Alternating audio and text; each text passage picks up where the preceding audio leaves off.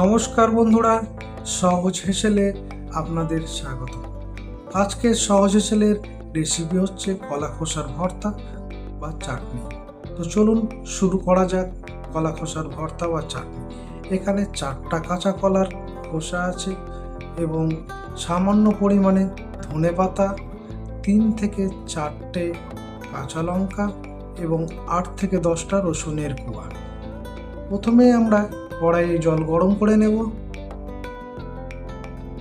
এবং কাঁচা কলার খোসাগুলো দিয়ে 15 মিনিট ধরে আমি সেদ্ধ করে নেব।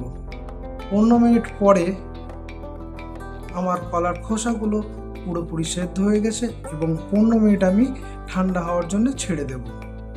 15 মিনিট পর কলার খোসাগুলো মিক্সার মেশিনে এবং সমস্ত উপকরণ দিয়ে সামান্য টেস্টের জন্যে চিনি অ্যাড করে একটা পাতিলেবু দিয়ে পেস্ট করে নেব এবং সেকেন্ড টাইমে 1 চামচ সরষের তেল দিয়ে একদম স্মুথ পেস্ট করে নিলেই আমার কলা খোসার ভর্তা এবং চাটনি পুরোপুরি রেডি।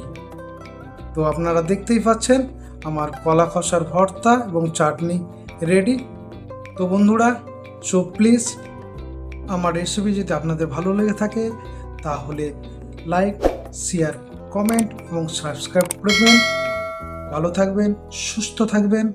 ধন্যবাদ।